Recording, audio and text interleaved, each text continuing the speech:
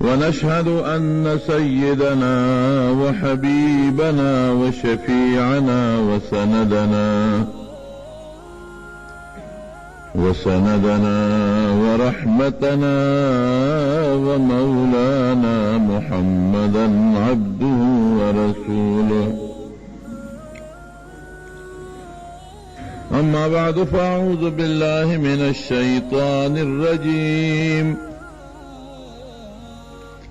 بسم الله الرحمن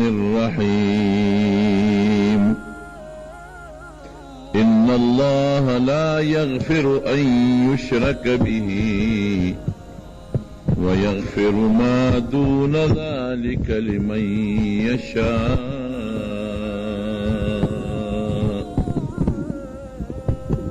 ومن يشرك بالله فقد ضل ضلالا بعيدا.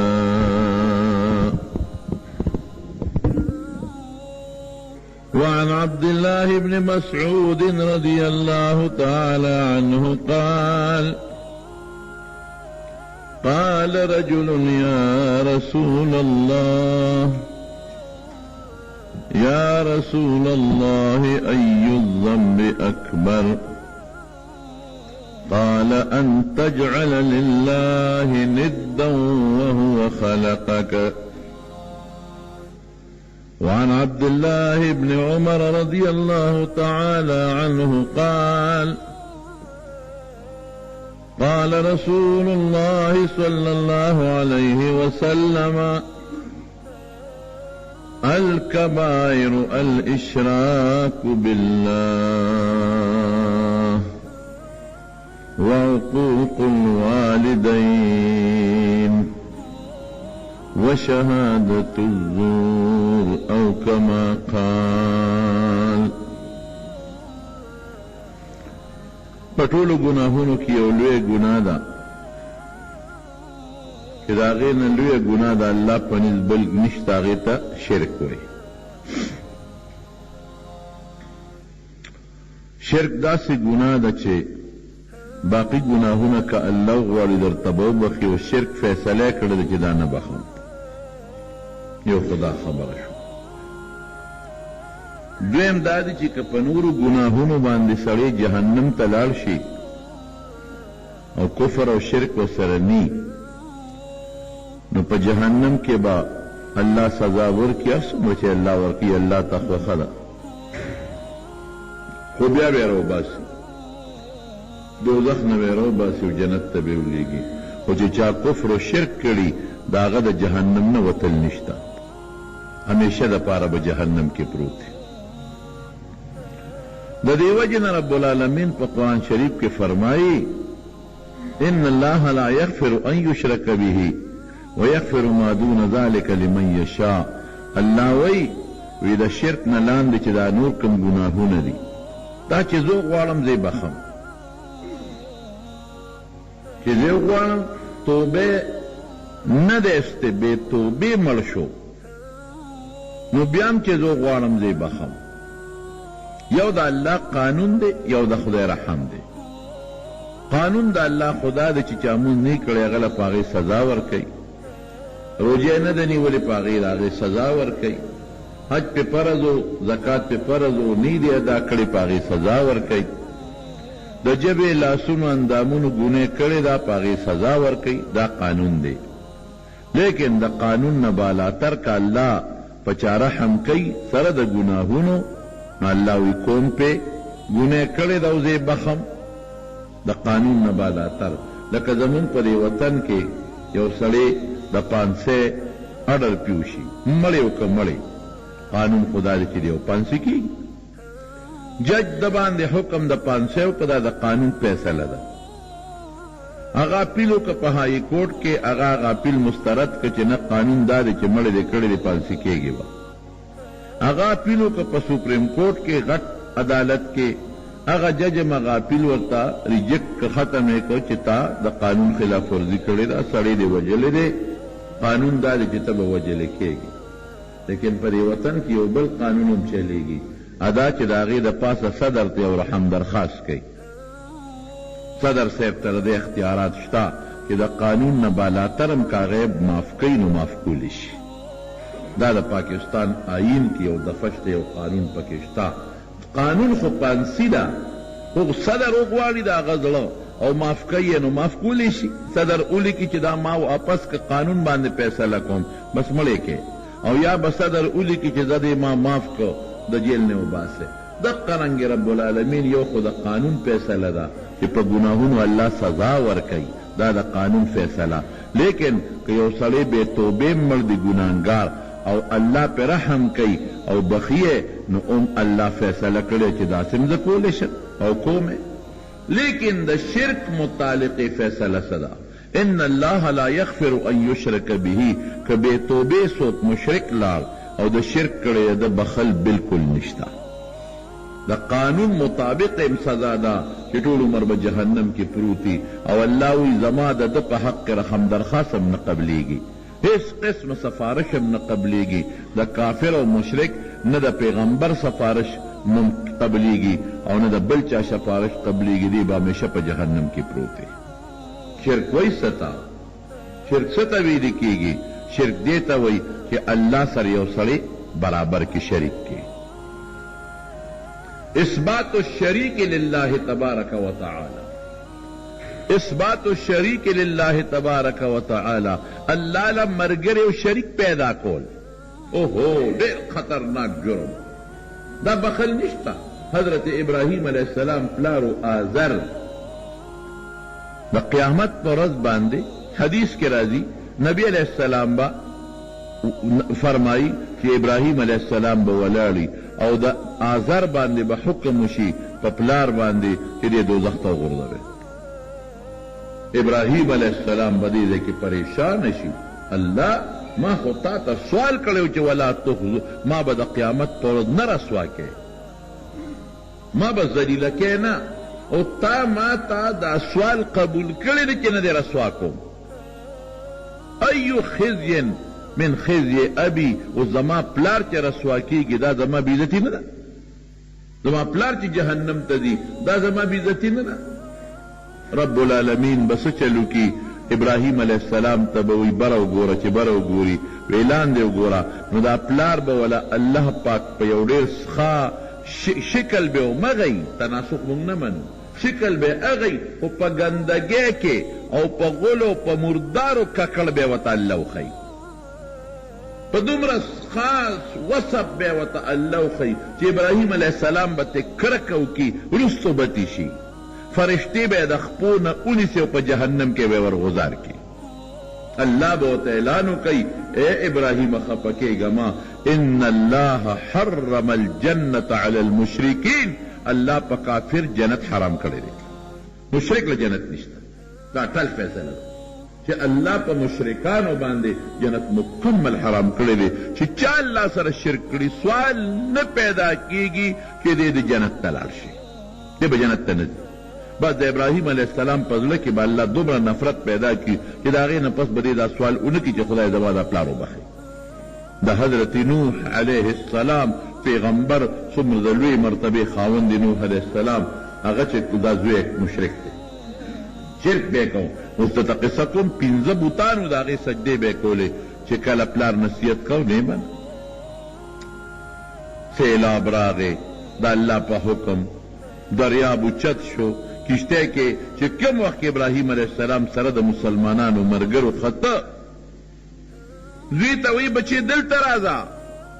هله شابه کشته ته راخیجه. زوی یې ورته څه وی؟ وی بابا جودي غر ته به وخیجم، جودي غر نشته هغې ته به وخیجم، ډېر لوی غر دی، دا سیلاب ما ته نشي را رسېدلی. پلار ورته وی بچې لا عاصم اليوم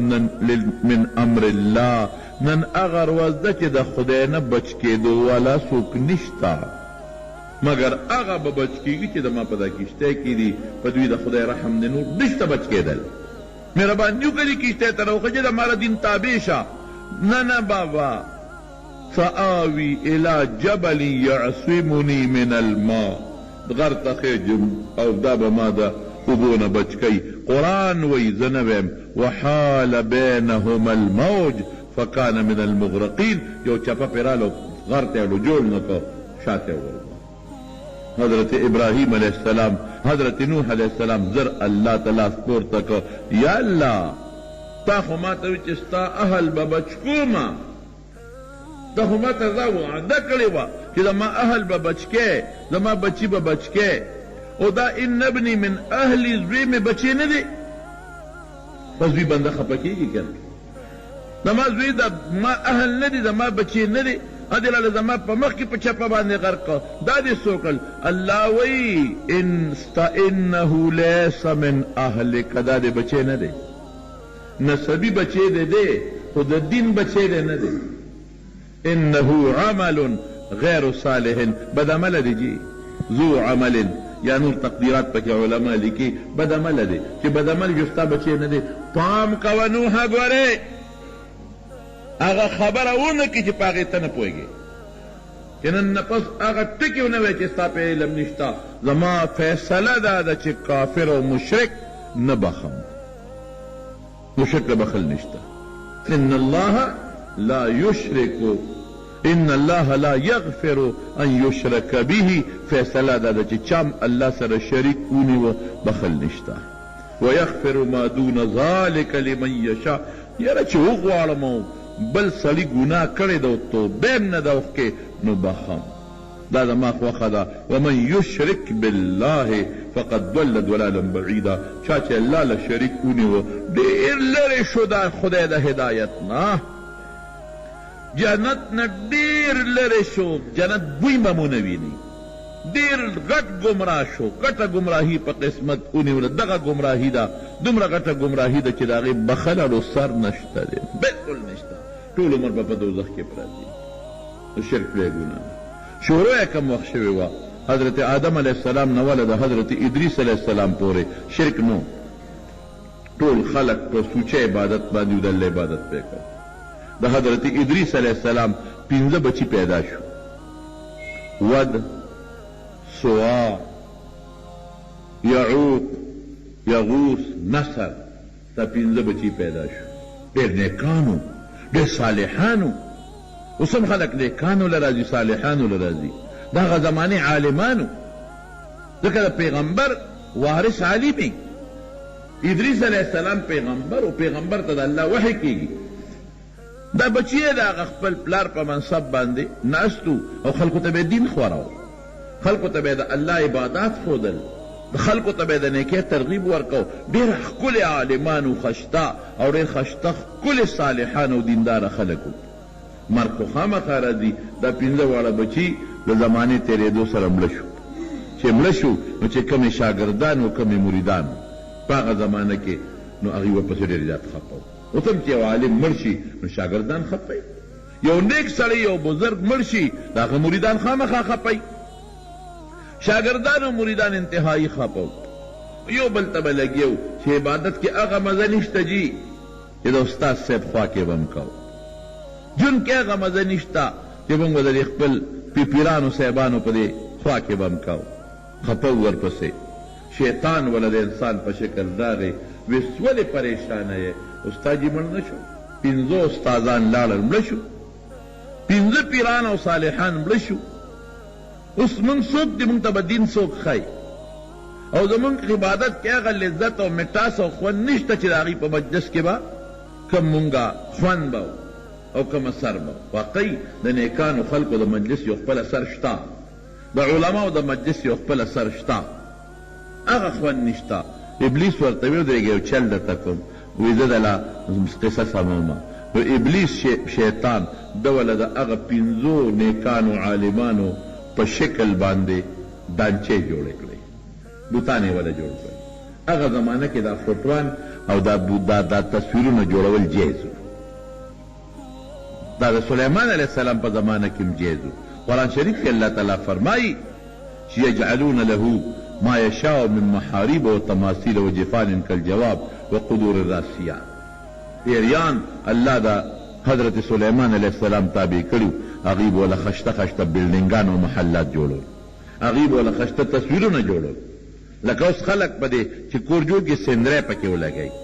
د غر تصویر پکې ولګوي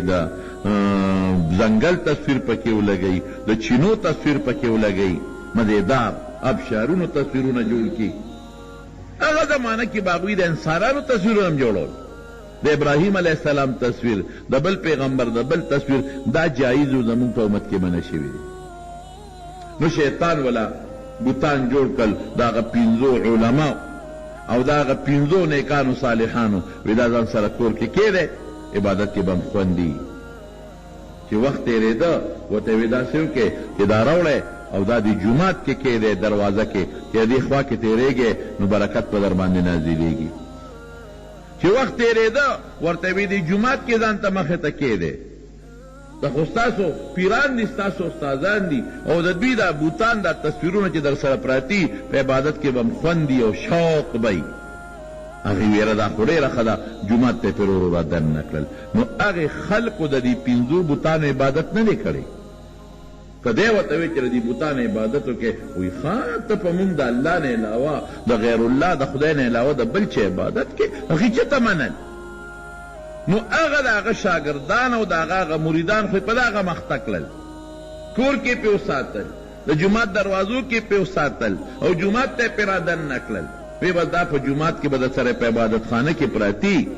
او بس دې کې عبادت کوئ او خوند به یې پکې. خو چې هغه خلک مړه شو په خپلو مرګونو باندې او د هغوی بچي پیدا شو، د هغوی نصیب پیدا شو، نو شیطان ورته وسوسې ور واچولې چې ستاسو پلارانو نیکلو خو به د دې عبادت کو، تاسو یې عبادت شروع کړئ. نو سجدې ورته شروع کړې. د هغوی چې کوم شاګردانو هغوی ورته سجدې نه وې کړې، هغوی د برکت دپاره کور کې ساتلي. د هغوی چې کوم پلارانو او نیکونه او د هغې بزرګانو کوم شاګردانو او مریدانو،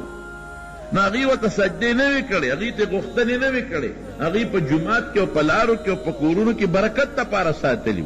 خو چې وروستو بیا کوم خلک پیدا شو، نو 80 او کلوسې وروستو خلک بس هغوی ورته سجدې شروع کړې. چې سجدې شروع کړې بیا ورته خدایان وې دا مې خدای دی، دا به ما له بچي را کوي، دا مې خدای دی، دا به ما د بیمارۍ نه جوړوي، دا بل مې خدای دی، دا به باران وروي، دا بل مې خدای دی، دا به مصیبت ختموي. هغې نه د شرک بنیاد جوړ شو. ټول خلق دومره حد ته خبره ورسېدله چې څومره انسانانو دا ټول په شرک کې مبتلا شو. الله په دې میندس کې پیغمبران هم ورته راولېږل او خصوصا اخره کې ورته حضرت نوح علیه السلام راولېږه او 900 کاله نوح علیه السلام په دې خلکو محنت وکړو. هغوی به څه وې؟ لا تذرن آلهتکم، یو بل ته به چې ګورې خپل خدایان پرې نه دی، ولا تذرن ودن ولا سواعا ولا یغوق ویعوق ونسرا، دا 5 خدایان دي، ګورې دا پرې نه دی. تکله شی ورته 900 کاله د دغې خلکو د نوح علیه السلام مقابله تېره شوه. 900 کاله ډېر شی دی، ګورې لږه خبره نه ده. نو چې حضرت نوح علیه السلام پې دا زړه غریب ستلی که او دوی بیا هم د خپل شرک او د شرکي عبادت نه سم نه شو، نو بس بیا د الله په دربار کې ورته خیره وکړه. نوح علیه السلام یې سره د خپلو تابعدارو ملګرو مسلمانانو بچ که او دغه مشرکان خدای پاک ټول هلاک کړل. دا هلته نه شروع وه د شرک. اوس ورونو ولې ګناه ده؟ دلیل یې راته یو ډېر ښایسته مزېدار وویل. نبی کریم صلی الله علیه وسلم نه تپوس کېږي. عبدالله ابن مسعود رضی الله عنه فرمایي قال رجل یا رسول الله ای ذنب اکبر، دا الله رسول الله کومه ګناه ډېره لویه ده؟ اکبر ډېره لویه ګناه کومه یوه ده چې د هغې نه لویه ګناه بله نه؟ نبي علیه السلام ورته فرمایي ان تدعو لله ندا وهو خلقک، چې الله له شریک وګڼې کم الله چې ستا خالق دی. هلکه اوس به یو خبرې له راځو، ما سره به ټول په دې خبره کې پوټې ملګرتیا کوې. خالق د دې ټولو کائناتو څوک دی؟ شابسې. بل څوک د دې کائناتو خالق شته؟ نو چې بل نشته نو خالق سره غیر خالق ولې شریکې؟ دې دلیل شو. ان تدعو لله ندا، خدای له شریک ګورې. کم خدای وهو خلق، چې ستا خالق دې ته پیدا کړې، نو بل نشته خالق، نو ولې شریک پیدا کړې؟ دا دومره لوی کائنات چې پیدا کړي دي، چا پیدا کړي دي؟ نو ماله شوق سره جواب راکړې. د عقیدې خبره ده، عقیدې خبره ده. چا پیدا کړي دي؟ او دا اسمان او په دې اسمان کې دا ستوري او دا سپوږمۍ او دا ټول کاڼي بوټي چا پیدا کړي؟ داسې بل څوک کولی شي؟ دا موجوده نور دا چې مونږ ورته ګورو دا څومره دی؟ مونږ ته خو یو معمولي غوندې طبخي عمره ښکاري. هلکه نور مونږ ته څومره ښکاري؟ ښکاري عمره طبخي عمره راته ښکاري. حالانکې دا څومره دی؟ دا د ځمکې نه دا نور د ځمکې نه 14 لاکه چنده غټ دی. دې ځمکې سره چې 14 لاکه دومره ځمکې ملګرې کې لکه چې دا ایله به نور ته ورسېږي. 14 لاکه چنده د دې ځمکې نه دا نور غټ دی. لرې څومره دی دا نور؟ دا څومره لرې دی؟ دا تاسو ته پته نشته. دا 9 کروڑه او یا لاکه میله لرې دی. 9 کروڑه او یا لاکه میله د ځمکې نه لرې دی. او دا ستاسو سار وختي کې دا پوټینی غوندې ښي طرف ته دا ستوري نه دا د سویل دا ستوري چې پخوا مشرانو بوته د سویل ستوري وي دا به څومره وي؟ دا به څومره غټي؟ دا د نور نه 50,000 چنده غټ دی. دا د سویل ستوري چې تا ته مخامخ ښکاري د نور نه 50,000 چنده غټ دی. نور ستا د ځمکې نه 14 لاکه چنده غټ دی. دا ستوري به څومره وي؟ څومره پوټینې ښکاري؟ دا به څومره لري؟ د دې نه اندازه ولګوه چې دا ستوري به څومره لري؟ د خدای کائنات به څومره وي؟ الله اکبر. د خدای دې نور ته وګوره څومره رڼا کوي. کوم ځای دی 9 کروڑه او یا لاکه میله ستا نه لرې دی، دلته څومره ته رارسېږي؟ دلته څومره رڼا کوي؟ هغه د سویل ستوري څومره لرې دی چې ته اندازه ولګوه چې د نور نه 50,000 چنده غټ دی. او ما ته ښکاري یو معمولي غوندې سره راته ښکاري، یو پوټې غوندې ده ما ته د سانډا سترګه ښکاري. نو دا به لرې څومره وي؟ نو اندازه ولګوه چې اسمان به څومره لري. امام غزالی رحمت الله علیه عجیبه خبره لیکلې ده. ډېر لوی سړی تېر شوی دی امام غزالی. یو ډېره ناشنا خبره لیکلې ده. هغه وایي تاسو اندازه ولګوئ چې اسمان به څومره لري. څومره ستوري دي پکې. دا تا ته چې کوم پوټې پوټې ستوري ښکاري دا پوټې چمکیله ستوري چې ښکاري دې کې یو ستوری د ځمکې نه غټ دی. دې کې داسې ستوري نشته چې د ځمکې نه دې راکوټي. یو ستوری د ځمکې نه غټ دی. او دا دومره دي کې دا شمېر نه زیات دي، دا اربونو تیربونو نه هم زیات دي. اسمان به څومره لري؟ الله څومره به لري؟ بیا د لومبي اسمان نه دویم به څونه لري، دویم نه دریم نه څلورم، 500 کاله مزل حضور پاک یاد کړی دی. امام غزالی دی کې بله خبره پکې منځ کې راغله درته وویم، وایي که دا ټول کائنات د ځمکې نه اسمانه پورې د شړشم د دانو نه ډک کې، دا ټول د شړشم د دانو نه ډک کې اسمان څومره لرې دی. هلکه دا به څومره د شړشم دانې به وي؟ شړشم خو پېژنې که نه؟ او بیا په لومبي اسمان نه دویم اسمانه پورې د شړشم دانو نه ډک شي، دریم نه څلورم نه پنځم نه شپږم نه اووم، دا ټول د شړشم د دانو نه ډک شي. او یو مرغۍ راځي، یو مرغۍ، او د دې نه یوه دانه وړي، او دا دانه ته یو کرب کاله پس وړي. څونه موده پس؟ یو کرب 100 کروڑه یو ارب دی، او 100 اربه یو کرب دی. هغه مرغۍ راځي او د هغې نه یو دانه یو کرب کاله پس وړي. وی دا دانې به ټولې ختمې شي خو د آخرت زندګي به ختمه نه شي. د آخرت زندګي څه معنا؟ چې کم جنت کې پراته دي اب هم ختم نه شي،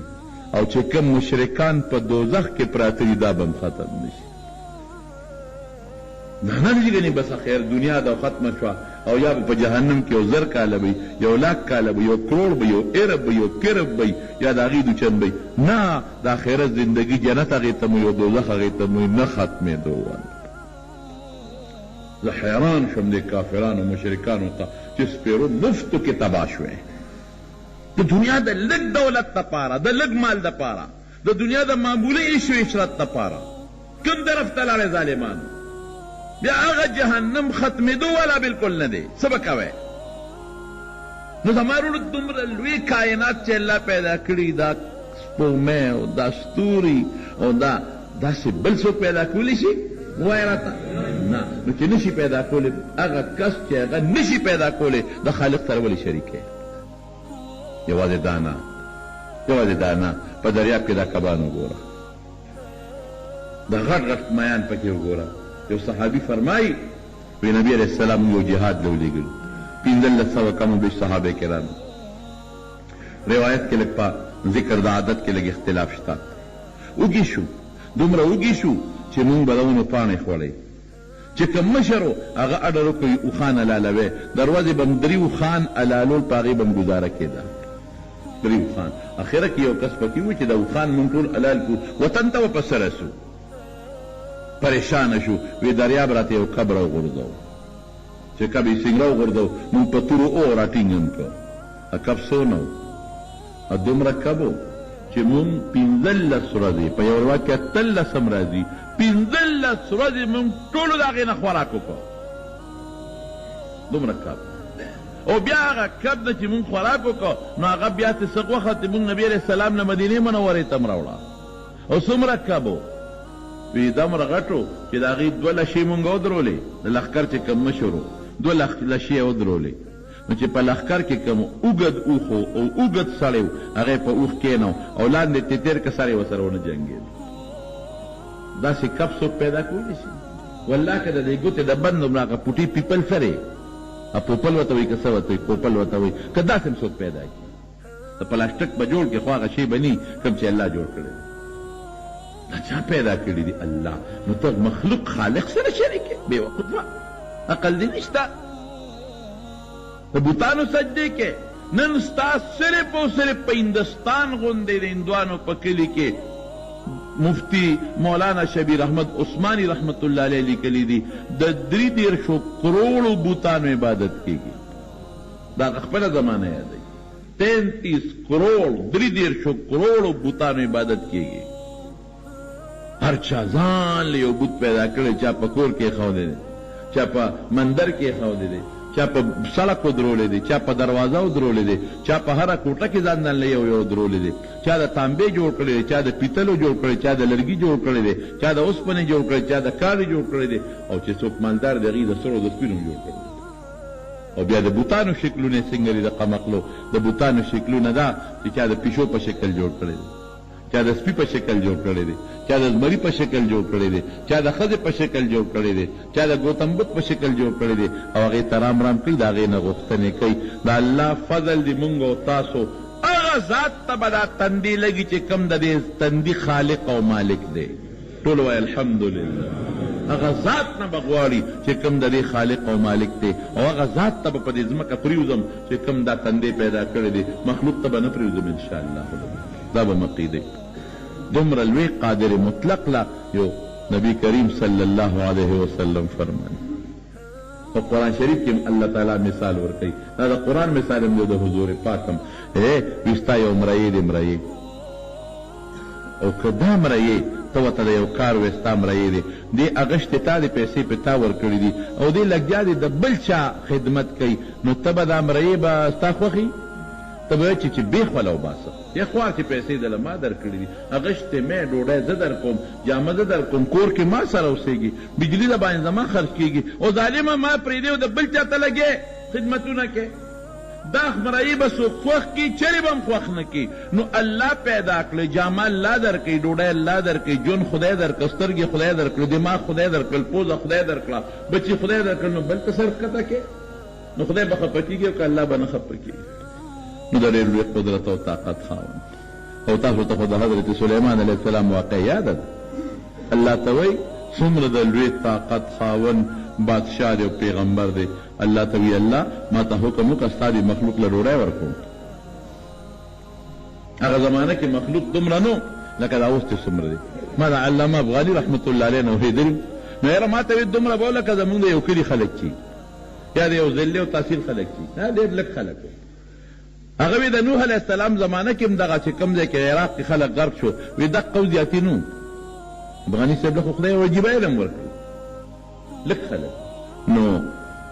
هغه سلیمان علیه السلام خو لږ خلک و لکه دې زمانه کې څوک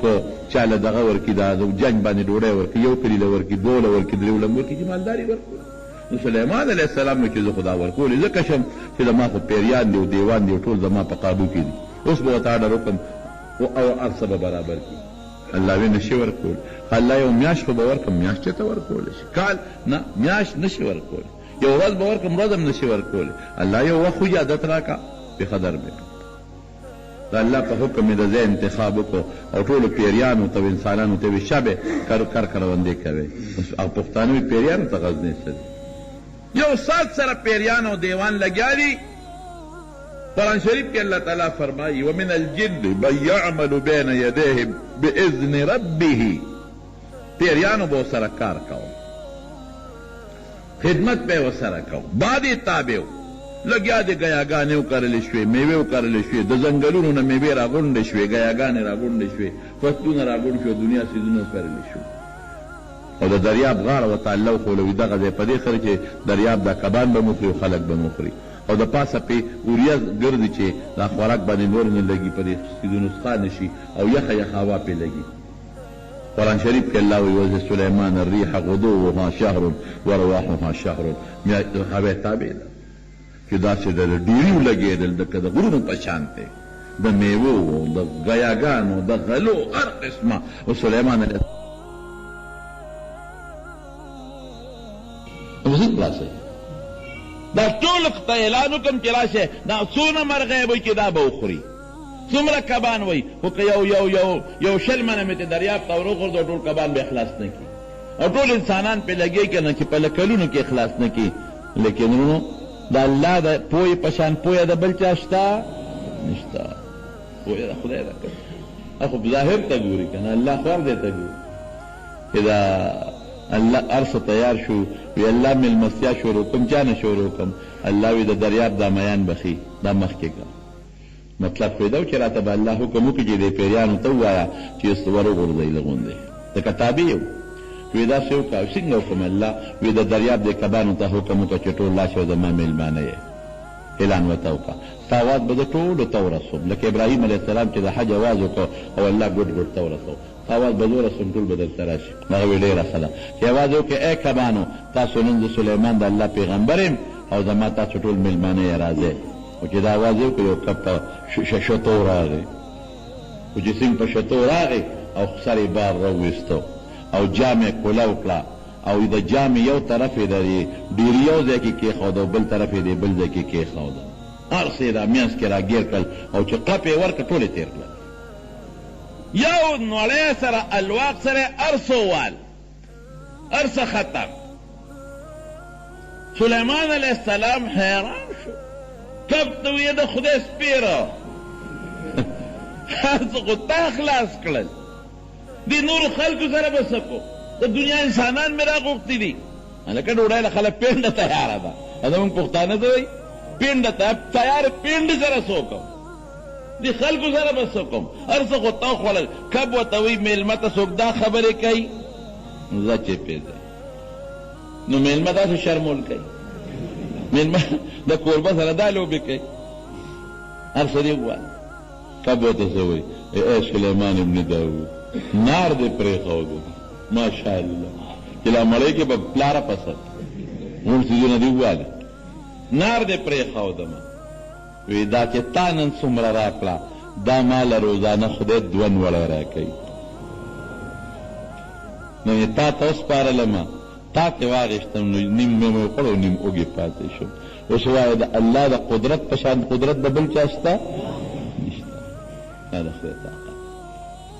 اوس ښه وګورئ دې مارغانو ته وګورئ دې زمریانو ته وګورئ زمري د خدای څومره مضبوط طاقت ورکړی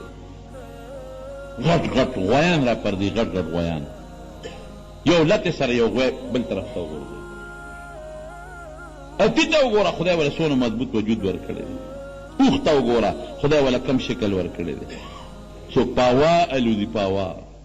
پاوا روان دي مارغان دي څوک په ځمکه کې دننه په سمسو کې او په سوړو کې پراته دي د چا هغه ژوند دی او څوک په دریاب کې دننه پراته دي او څوک په هوا کې دي څوک په دوه پو ګرځي قرآن شریف کې الله فرمایي څوک په څلورو ګرځي، څوک په شپږو ګرځي، څوک په اتو ګرځي. د اوس د زنګ د خپو ته وګوره څومره ډېرې خپې دي. د چا 2 وزرې دي، چا 4 وزرې دي، په هغې د پاسه په منډه دي. چا له خدای یو خوراک مقرر کړی، چا له خدای بل خوراک مقرر کړی دی. څوک متیازې کوي او څوک نه کوي. د شاتو مچۍ ده، نه متیازې کوي نه غول کوي. هلکه تاسو به وایئ چې هلکه دا خو دا شات یې غول نه دي څه. پښتانه وایي که نه،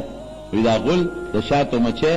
دا غول شات دی، دا غول نه دي. داسې زمونږ د خلکو خبرې دي. دا الټی کوي، دا چې کوم خوراک وکړي دا الټی کوي. دا شات د دې الټی ده. شاتو مچۍ نه ورکوټې او دسماتې کوي نه لوی کوي.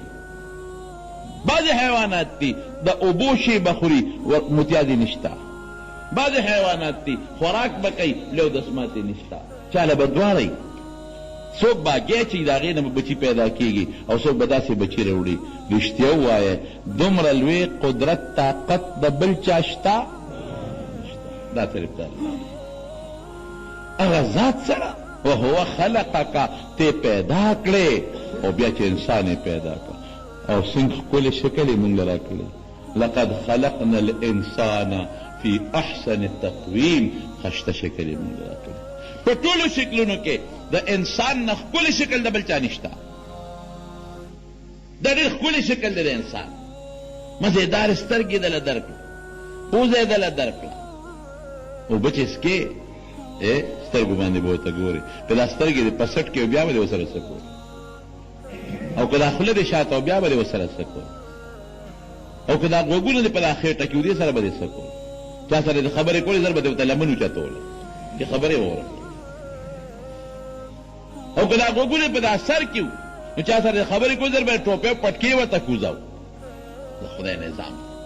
او سپېمېرې پورته دي لکه معمولي غوندې چېرته کڼه مڼه ته بیږي رومال به راوالي ځان له به پاکې کړي که نه. که دا شاته وي څه به دې ورسره کوي. دا خپې دې لاندې دي خو مزېدار پرې ګرځي. که دا دې سر کې وي څلورګولې به ګرځېدې. څومره ښکلی شکل الله انسان له ورکړ. لاړې دي په خوله راځي، لوی او دسماتې دی لاندې روان دی. لاړې هر وخت راځي، که لوی او دسماتې هر وخت راته بیا به دې ورسره څه کوي. لاړو په شان د سترګو د اوبو په شان دی، که لوی او دسماتې هر وخت راته بیا به دې ورسره څه کوي. د لوی او دسماتې دی که دې پورته بیا به دې ورسره څه کوي. او دا په خېټه کې چې دا څخه بوی والا هوا ده، که دا بنده نه وي او دا هر وخت چالو وي، قسم دی که کور کې هم چا سره ژوند تېر کړی وي. او څومره ښکلې پوټینۍ ژبه دله خدای درکړې ده او څومره تېز اواز ترې خېږي. څټک او ساندان ترې راوالې هم دونه تېز اواز نه کوي لکه ژبه چې کوي. سړی حیران شي، ژبه غاښونو سره لویه ډغر هم نه وی، معمولي لګي، څومره ښکلې خبرې ته راوځي. او چې خبرې کې الف او بی او جیم دا زه چې خبرې کوم څومره په تیزۍ ژبه روانه ده، کله غاښ لځي، کله تالو لځي، کله شونډو لځي او هوا ورپسې شاته نه را روانه ده. رښتیا ووایه قرآن کې الله وایي وفي انفسکم افلا تبصرون، وفي انفسکم افلا تبصرون. اے انسانه ځان ته وګوره لږ غوندې که نه نظر دې ولې نه لګي. ما که معلومې نو ځان ته وګوره،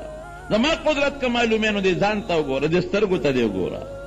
دې غوږونو ته دې وګوره. والله چې یو سترګه دې خرابه شي په لکاو روپۍ پې لګیا خو هغسې دله نه پیدا کېږي. د بشریات دپاره ما په خپله محنت وکړ،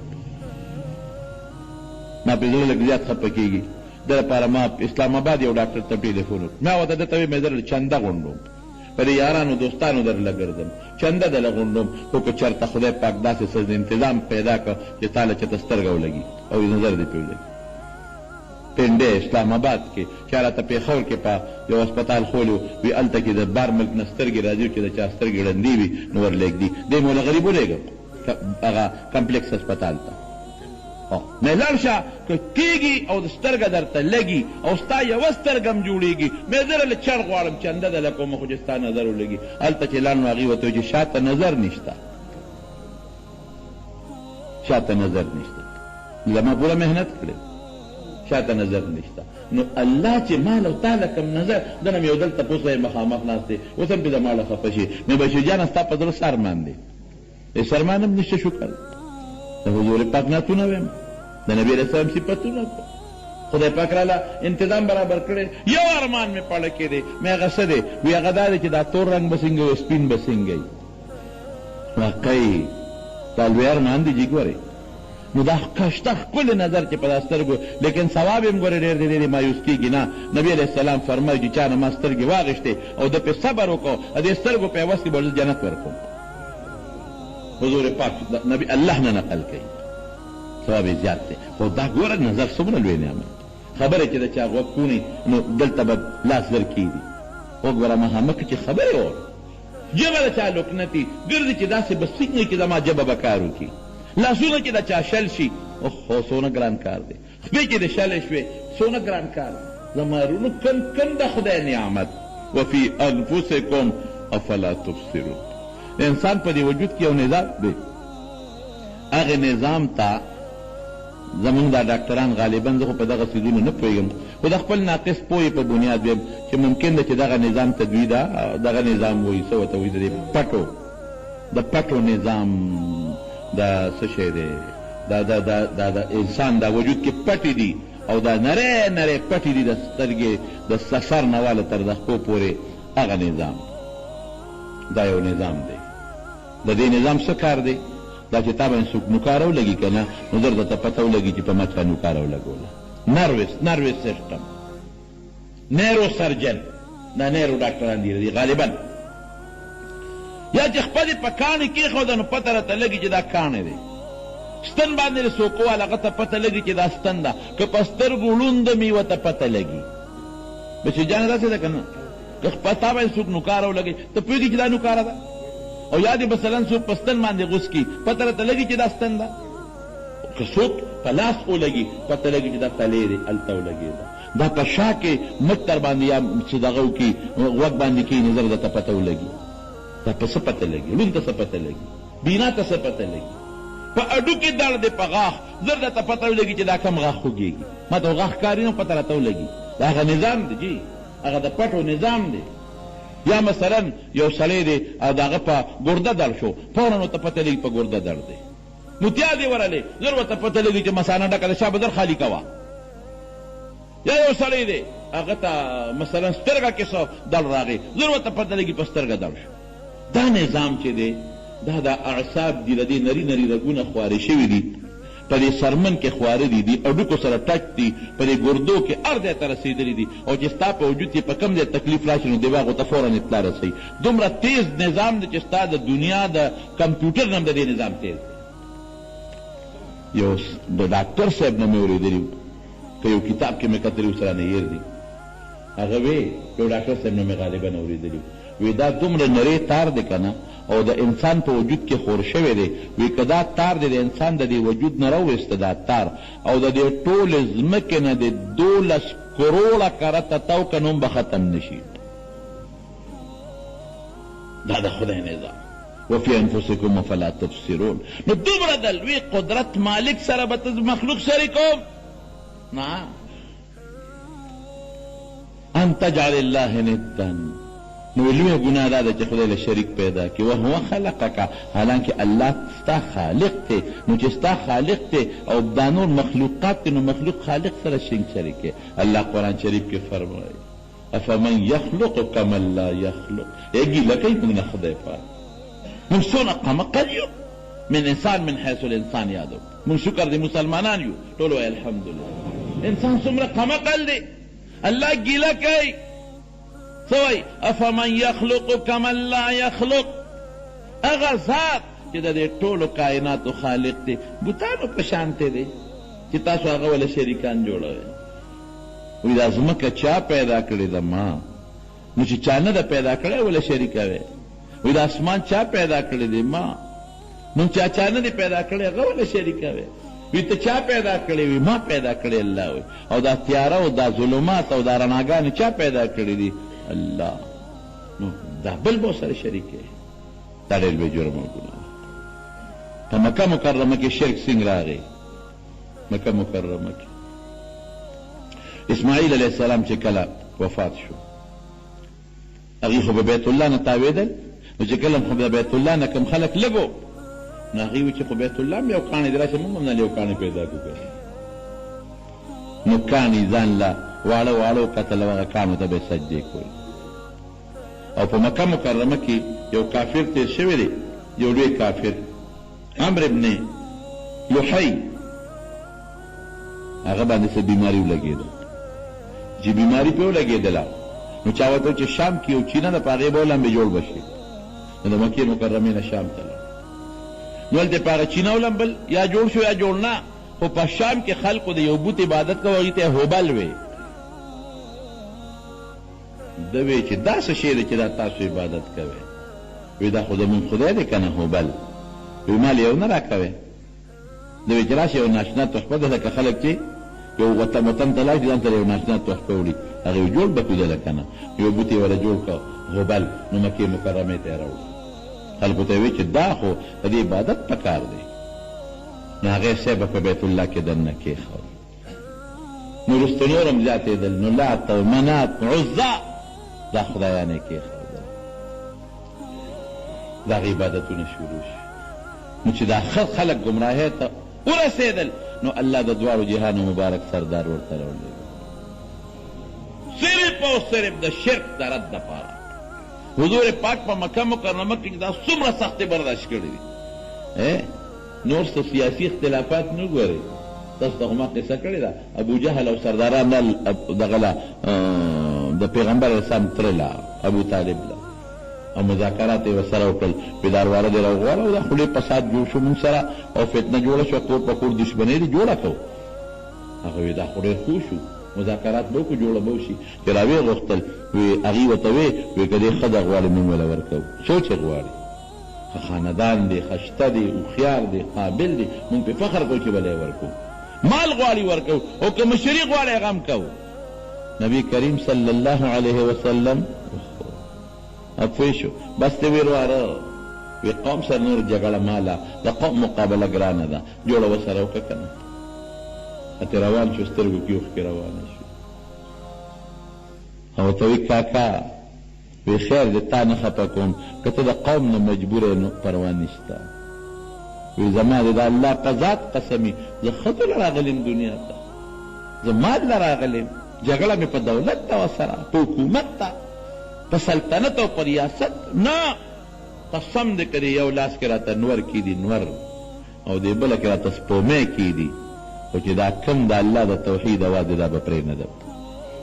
راغلی چې څه پاره دا شرک دی ګناه ده